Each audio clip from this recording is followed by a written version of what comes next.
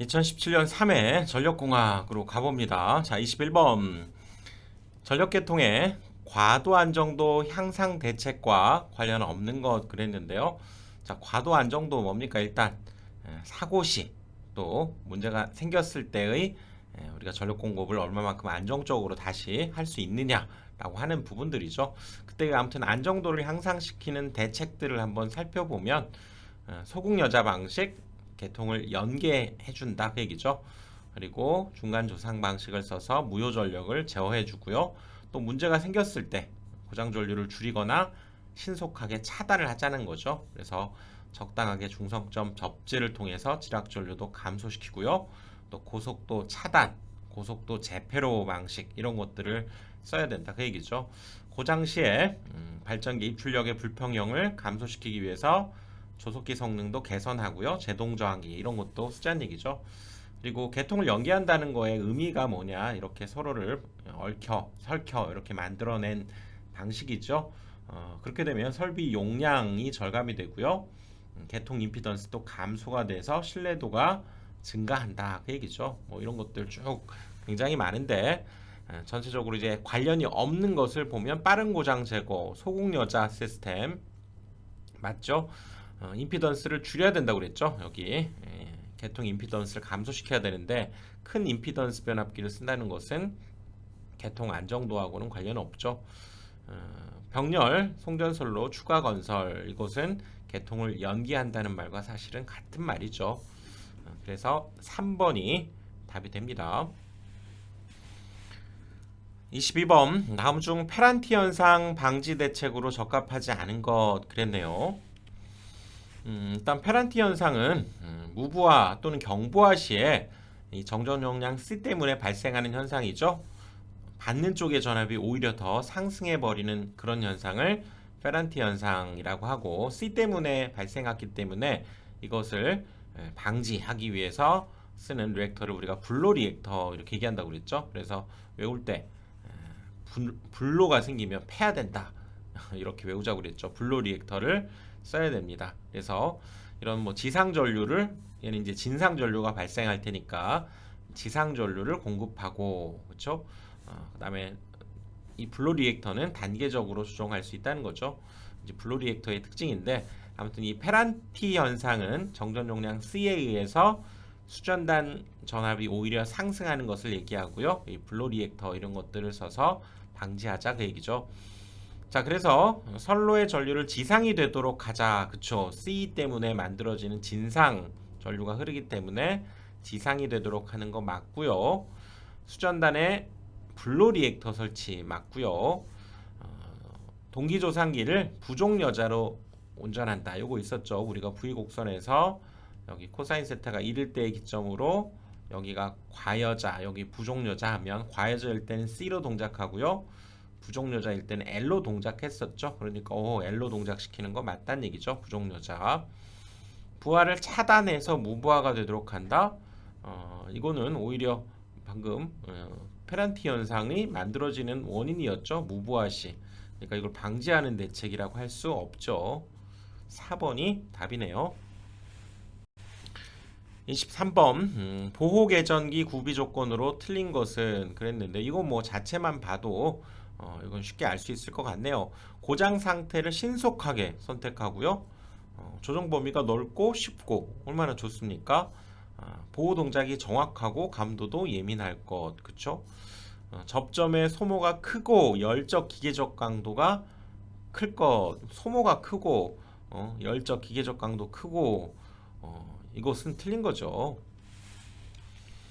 접점의 소모가 크다는 얘기는 그 계전기가 달라붙고 떨어지고 하는 그 부분에서 좋지 않은 영향이 있죠. 소모가 적어야 될 없거나 적어야죠. 접점의 소모가 크다는 것 자체가 틀린 거죠. 열적 기계적 강도가 큰 것은 맞지만 접점의 소모가 크다가 틀렸네요. 그래서 보호 계전기 구비 조건 다시 한번 쭉 정리 한번 해보면요. 고장의 정도 신속하게 위치를 파악해야 되고요. 예민하고 오동작이 없어야 되고 열적 기계적으로 견고하다. 이건 맞죠. 가격이 저렴하고 소비 전력이 적고요. 특성 변화도 적고 후비 보호 능력도 있으면 좋겠죠. 그래서 접점의 소모가 크다가 틀린 거네요. 4번이죠. 24번. 우리나라 화력발전소에서 가장 많이 사용되는 복수기가 뭐냐? 이것은 자, 표면 복수기인데요. 표면 복수기 다시 한번 보면 이 냉각수의 수관에다가 배기가스를 접촉한다는 얘기죠. 이 복수기가 이렇게 있을 때 거기에 관이 이렇게 가면서 여기에 습증기가 이렇게 이 관에 접촉함으로써 여기에 물로 바뀌는 것을 우리가 표면 복수기 이렇게 얘기하고요. 그러지 않고 직접 접촉하는 것은 혼합 복수기라고 하는데 우리나라에서는 이 표면 복수기를 주로 쓴다. 냉각수의 수관에다가 배기가스를 접촉하는 방식이다. 그 얘기죠. 3번입니다. 25번. 뒤진 역률 80% 1000kW 삼상 부하가 있다.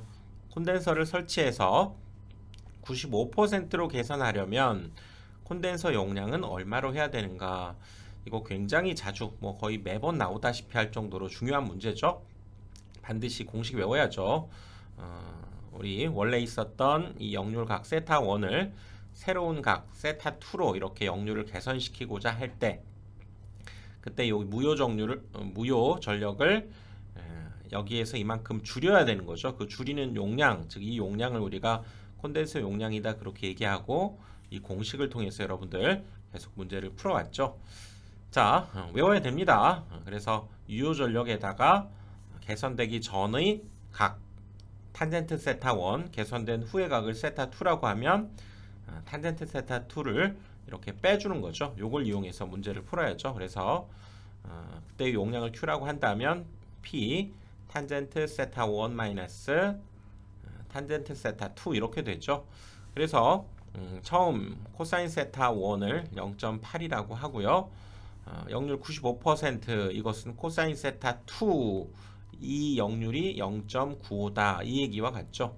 그리고 얘는 P와 같으니까 여기에 집어넣으면 역시 킬로가 단위이기 때문에 그대로 1000을 씁니다. 여기 1000을 그대로 쓰고요.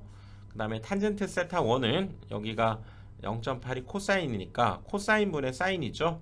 즉 0.8분의 사인값 구하는 공식 1 코사인 세타를 제곱해주면 되죠. 여기도 0.95가 코사인 세타고요. 사인 세타 구하려면 얘를 이용해서 1 0.95의 제곱 이렇게 되겠죠. 이거 계산기로 두드려 보니까 421.31 정도가 나오네요. 그러니까 여기에선 2번을 답으로 해줘야 되겠죠. 26번 154 송전선로에 10개의 현수회자가 연결되어 있다. 다음 중 전압 부담이 가장 적은 것을 물은 거죠. 같은 간격으로 설치되어 있을 때. 자, 이거 우리 살펴봤었던 거죠. 이렇게 송전탑에 총 10개의 이 현수회자가 있다라고 했을 때 이렇게 걸쳐놨을 때 여기에 당연히 특고압의 전압이 흐르기 때문에 가장 가까운 그렇죠? 가장 가까운 전선에서 가장 가까운 것이 가장 큰 전압 분담을 갖겠죠. 가장 적은 것은 여기 맨 마지막 요쪽일 것 같아도 그렇지 않다는 거죠. 여기 철탑에서 세 번째 떨어져 있는 요것이 전압 분담이 가장 적고 또 전선 쪽에서 보면 얘가 철탑에서야 세 번째지만 전선 쪽에서는 둘, 셋, 넷, 다섯, 여섯, 일곱, 여덟 번째 전선 쪽에서 보면 여덟 번째 철탑 지지물 쪽에서는 세 번째가 가장 적은 전압 분담을 갖는다 그랬죠. 그래서 철탑 입장에서는 세 번째 2번이 답이 되네요. 27번 교류 송전에서는 송전 거리가 멀어질수록 동일 전압에서 송전 가능 전력이 적어진다. 그 이유로 가장 알맞은 것은 이것은 우리가 송전 용량 계산할 때 공식이 있었죠. 뭐 있었습니까? 여기가 우리가 리액턴스에 송전단 전압, 수전단 전압을 곱하고요. 거기에 상차각을 델타라고 하면 그 델타의 사인 값의 곱이 얘가 바로 송전 전력이죠. 즉 여기에 오는 이 분모에 있는 값 이거는 뭐 정해져 있겠죠. 여기 송전단, 수전단 전압들은 정해져 있는데 중간에 바로 이 거리에 따라서 여기 리액턴스가 어떻게 됩니까? 거리가 멀어질수록 이 리액턴스 값도 같이 커지니까 얘가 커진다는 것은 전체적으로는 값이 작아진다. 송전 전압이 작아진다. 이렇게 볼 수 있다는 거죠. 그래서 여기에서는 요거 선로의 유도성 리액턴스가 커지기 때문이다라고 답을 해야 되겠죠. 4번입니다. 28번 충전된 콘덴서의 에너지에 의해서 트립되는 방식으로 정류기, 콘덴서 등으로 구성되어 있는 차단기의 트립 방식. 이거 뭐 답을 알려줬네요. 여기 콘덴서 에너지에 의해서 트립되는 그런 우리 차단기에 트립되는 방식을 콘덴서 트립 방식이라고 합니다. 정류기와 콘덴서 등으로 구성되어 있고요. 뭐 당연하고요. 또 문제를 통해서 익혀두도록 합시다. 2번 있죠. 29번 일정한 방향으로 일정한 크기 이상의 단락전류가 흘렀을 때 동작하는 보호개전기. 단락전류 이것만 봐도 오버 커런트 릴레이가 일단은 들어가야 되고요. 여기서 방향이 추가되어 있기 때문에 디렉션, 그래서 D가 포함되어 있는 여기에서는 DOCR이 되는 거죠. 방향 과전류 개전기 이렇게 얘기할 수 있죠. 방향 과전류 개전기. 4번이네요. 30번 전선의 자체 중량 빙설의 종합 파중을 W1 자체 중량과 빙설의 종합 파중을 W1이라고 했고요. 또 풍합 파중을 W2라고 했을 때 합성 하중을 구하라 그랬는데요. 자, 이거 한번 봅시다. 우리가 이렇게 있을 때 전선 자체 중량과 빙설에 의하면 얘는 아랫 방향으로 향하게 되는 하중이 되는 거죠. 빙설과 전선의 하중은 이 방향으로 향하게 되죠. 그래서 두 하중의 합을 이렇게 우리가 힘 벡터적으로 이렇게 표현할 수 있고요. 풍합이 사실 주는 하중은 좌우 이렇게 이 방향으로 풍합 하중 WW라고 한다면 이렇게 힘을 받겠죠. 이거에 종합 하중은 역시 힘이니까요. 벡터적으로 생각해 보면 당연히 이렇게 벡터의 합 평행사변형법에 의해서 얘가 만들어지고 요 크기만 생각하자면 사실상 피타고라스 정리를 써주면 되죠. 요 크기가 요 크기와 같기 때문에 요거와 요거의 피타고라스 정리를 써서 만든 것이 지금 요거죠. 근데 이 문제에서는 지금 이걸 하나를 합해 가지고 자체의 하중과 여기 빙설 하중을 W1이라고 했고요.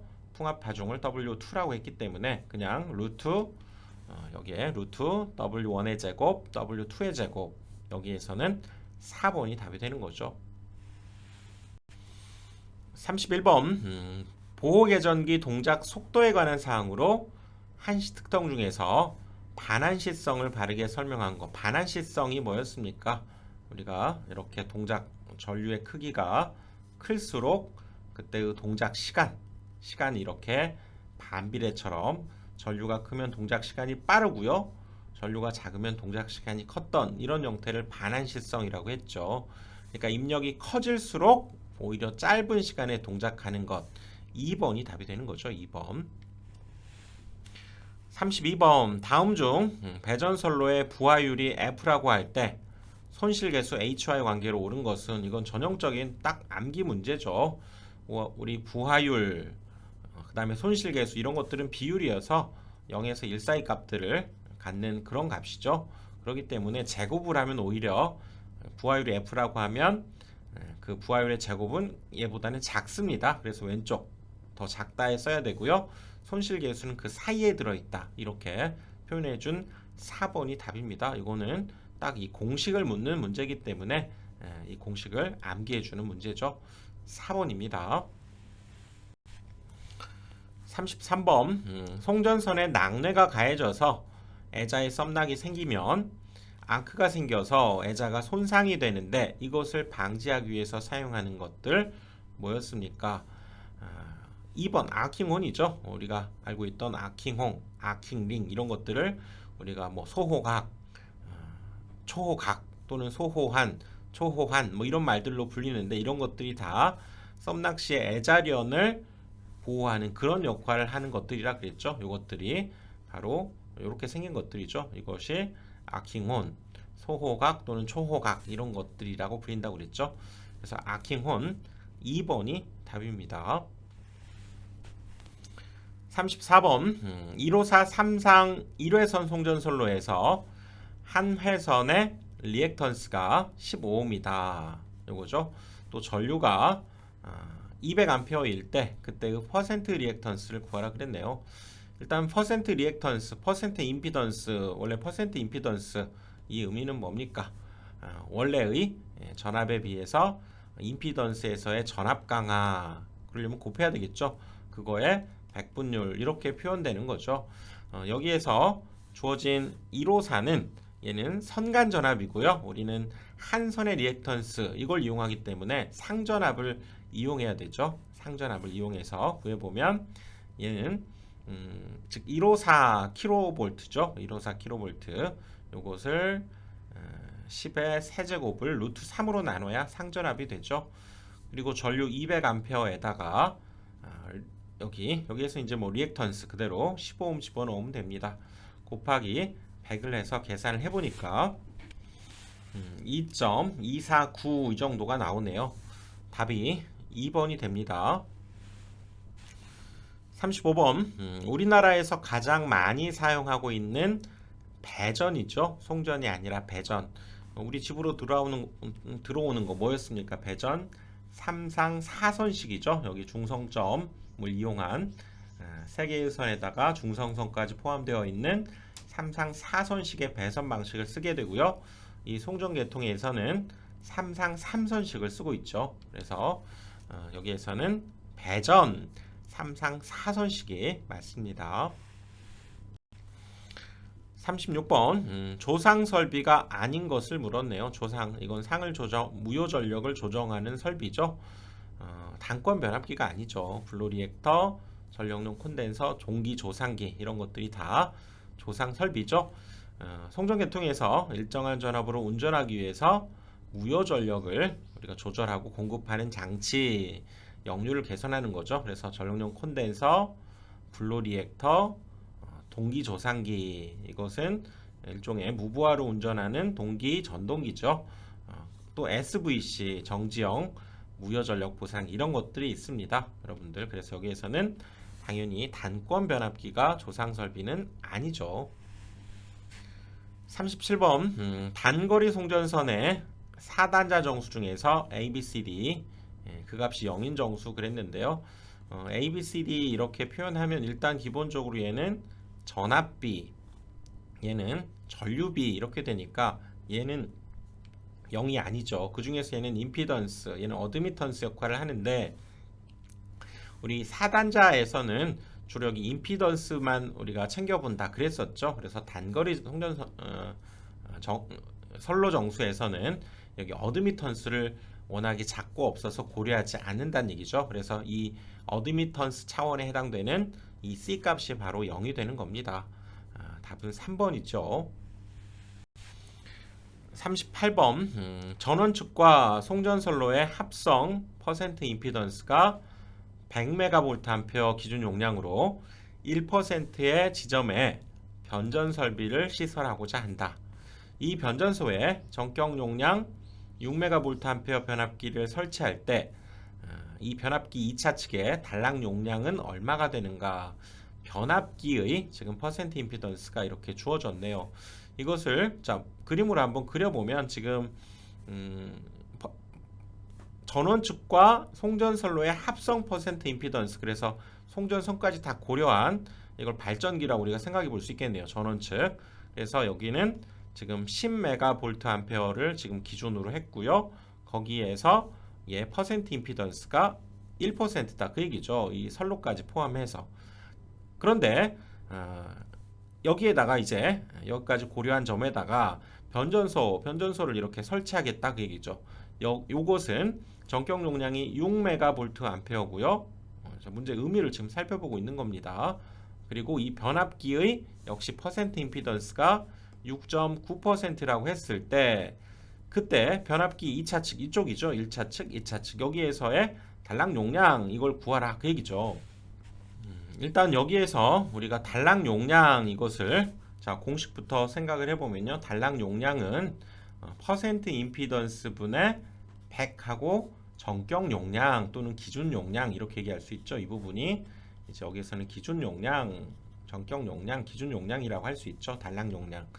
그래서 여기에서는 지금 두 가지를 여러분들이 구하셔야만, 그쵸? 퍼센트 임피던스와 기준 용량을 구해야만 이 문제가 해결이 되죠. 근데 여기 기준 용량은 지금 두 개가 있죠. 여기에서 우리한테 주어진 것이 10메가와 6메가. 이 기준 용량은 우리 마음대로 아무거나 정해도 됩니다. 물론 문제에서 어떤 걸 기준 용량으로 써라 그러면 그걸 써야 되겠지만, 그런 말이 없을 때에는 얘를 가지고 해도 되고요. 얘를 가지고 해도 됩니다. 그걸 가지고 기준 용량은 우리가 10메가볼트암페어를 만약에 정했다고 하면 여기는 이제 10메가볼트암페어가 되는 거고요. 이제 퍼센트 임피던스를 계산해 주는 게 일이 되는 거죠. 자, 퍼센트 임피던스는 자, 어떤 원리에 의해서 갑니까? 이것이 자 10메가볼트암페어 얘를 기준으로 했으면 얘는 이 퍼센트 임피던스를 그대로 사용하면 되고요. 얘를 만약에 10메가볼트암페어를 기준으로 하려고 하면 얘를 10메가볼트암페어를 기준으로 해서 이 퍼센트 임피던스도 당연히 변화를 줘야 되는데, 얘를 얘로 바꾼 비율만큼 그대로 곱해주면 됩니다. 그러니까 이거 어렵게 공식으로 하지 마시고요. 자, 6메가를 10메가로 바꾸려면 얼마를 곱하면 됩니까? 여기에다가 6분의 10을 곱하면 되죠. 이렇게 곱하면 얘가 되니까.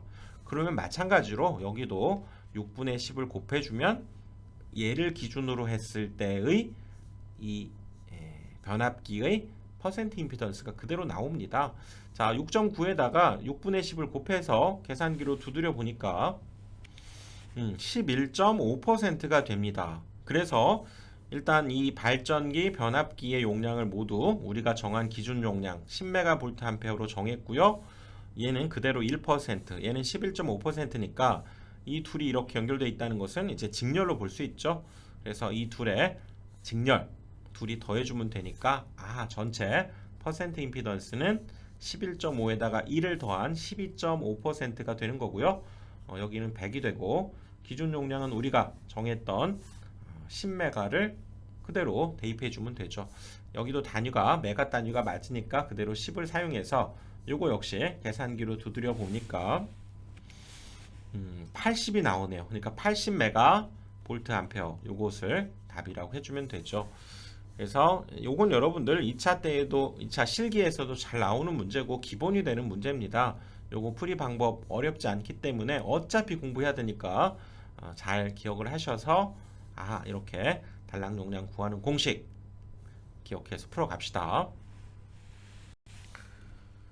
39번 그림과 같은 단상 2선식 배선에서 1인구 A점에서의 전압이 여기가 220V라고 그랬죠? 220V라고 한다면 C점에서의 전압은 어떻게 되는가?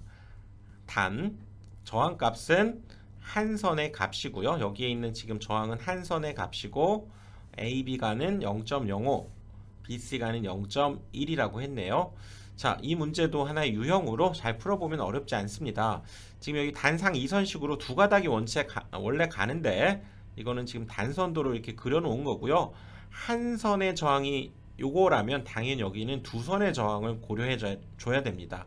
그러니까 여기에서는 얘 두 배인 0.15ohm을 써야 되고요. 이제 두 선의 저항을 쓴다는 것은 얘를 쓰지 않고 얘를 써야 되고요.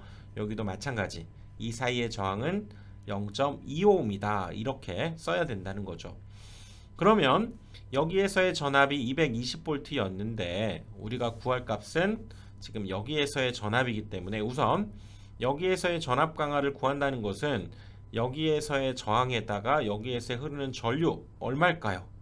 B에서 흘러나온 것이 40A, 또 여기서 흘러나온 것이 20A라는 것은 당연히 여기서도 20이겠죠. 그러면 여기에 들어가는 전류는 얘와 얘를 더한 60A가 여기를 통해서 흘러 들어갈 테니까 이 사이에서의 전압 강하는 당연히 전류 곱하기 저항이죠. 0.1과 60을 곱하면 여기다 6V가 전압 강하가 발생했던 거고요.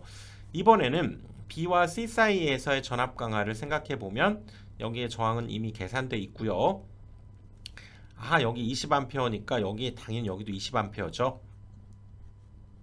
그래서 여기와 여기 사이의 전압 강하는 0.2와 20A를 곱해야죠. 얘네 둘이 곱해주게 되면 여긴 4V의 전압 강하가 발생하니까 원래 여기에서의 전압이 220V였다면 6V와 4V 총 10V의 전압 강화가 생기면서 여기에서의 전압은 220에서 10V를 뺀 210V가 여기 C점에서의 전압이 되겠죠. 그래서 답은 2번이 됩니다. 40번 파동 임피던스가 300ohm인 가공 송전선의 1km당 인덕턴스는 얼마인가를 지금 물었는데요. 자, 여기에서 저항 누설 컨덕턴스는 무시한다 그랬는데 파동 임피던스 일단 공식을 한번 써보면 뭐였습니까? 얘는 루트, 얘가 y분의 z 이거이기도 했고요. 또 요것을 여러분들 기억납니까? 여기 루트, 여기가 r 플러스 여기가 j 오메가 l이고 얘가 g 플러스 j 오메가 c 이렇게 표현됐었는데 요거 크지 않기 때문에 무시해주고 얘네 둘이 서로 같은 거 약분해주면 얘는 거의 루트 능과 같다. 이거 공부한 적 있죠. 자, 일단 요 식이 하나 등장하고요. 또 여기에서 우리가 전파 속도 V는 또 어떤 공식이었습니까? 루트 여기 LC분의 1이죠. 뭐 외워본다면 여기는 또 루트 얘가 엡실론 U분의 1 이거이기도 하고 요거이기도 하죠. 그래서 여기에서는 지금 우리 전파 속도가 빛의 속도니까 이 관계, 즉 얘는 얘고 얘는 얘다. 이 관계를 이용해서 다시 한번 풀어주게 되면 자, 다시 한번 써볼까요? 여기에서 다시 한번 이제 결론 써봅니다. 특성 임피던스 루트 C분의 L이라고 할 수 있고요.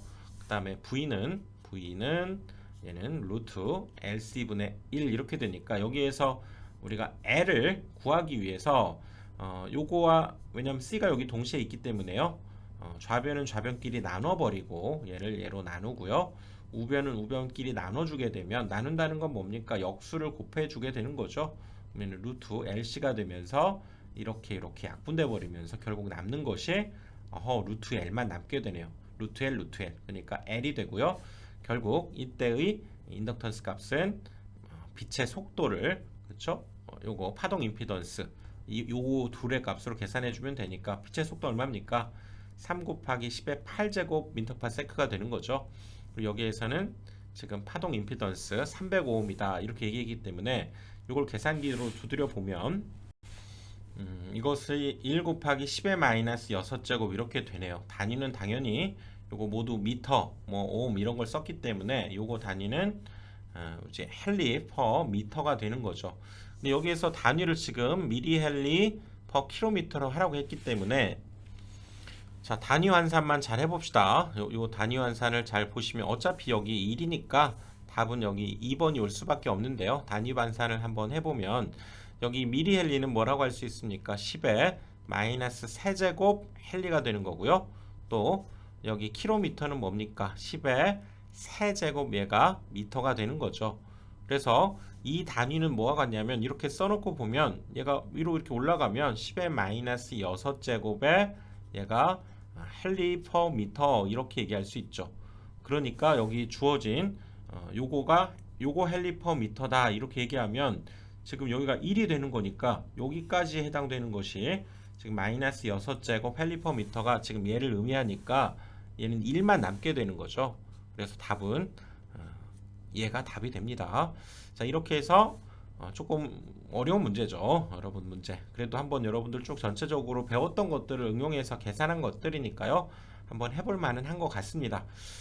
자, 40번까지 살펴봤고요. 다음 강의에서 또 뵙겠습니다.